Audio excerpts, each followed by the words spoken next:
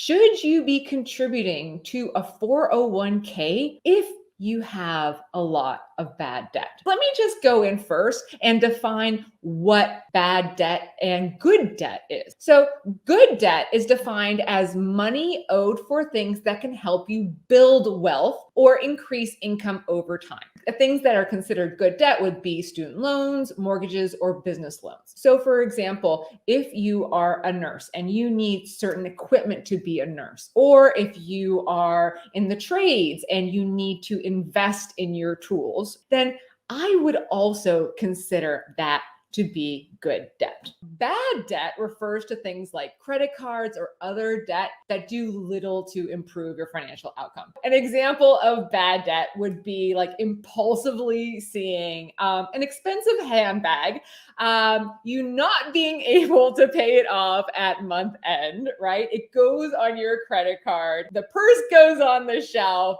and you are stuck paying high interest rate, maybe 18, maybe 20, maybe 23% on this item. That would be considered bad debt. Okay. And this is the kind of debt that we are talking about when we're talking about paying off the bad debt versus investing in your 401k.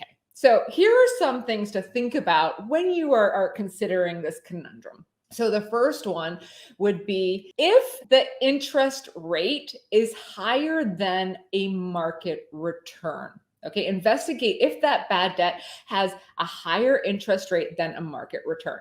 Okay, so for example, let's look at this. So say you have a credit card that has a 20% interest rate. And let's say, for example, if you invested in your 401k, and now there's different returns. There's different returns for different types of risk levels, different assets, etc. Now, I like to use the 6 or 7% return on investment dollars because it's basically a safe number that a lot of financial advisors, that a lot of media use when talking and estimating the market returns. But it does vary. It does vary. And it's not a guarantee. So I'm using this as an estimation as well. So say if you invested in your 401k and you could receive a 7% return on your investment dollars, you would actually be losing 13%, 20% in interest on your credit card versus 7% making in the markets, right? So you would actually lose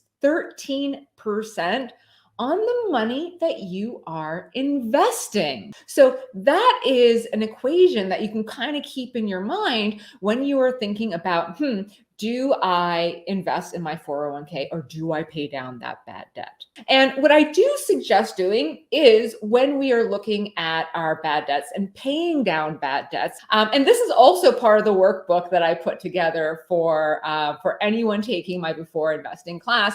It is very helpful to sort your debt by highest interest rate and start tackling those first. Now, there is a scenario where I said first, you kind of throw out the window, and that is if your company is matching. If your employer matches your contribution on the 401k, then regardless of your debt levels, you should contribute enough money into that 401k to receive the employer match.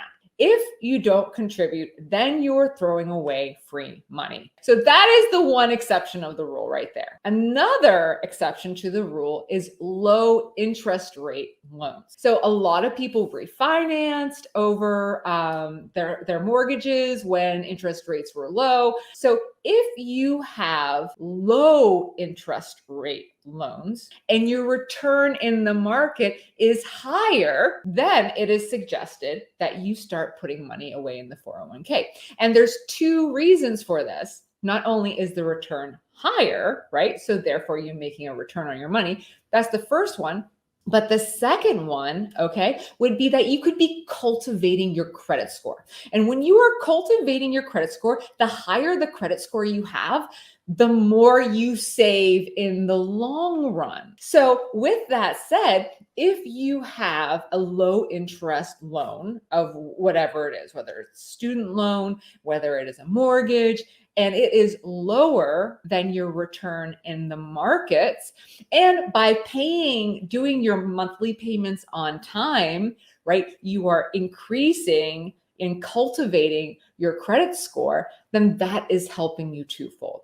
And I would even say that that would be good debt. Not only is it something that is going to give you a return on the investment, but because it is a low interest rate, it can also help you cultivate that credit score. With all said, what I would recommend here is to pay off that bad debt or just not get into that situation in the first place.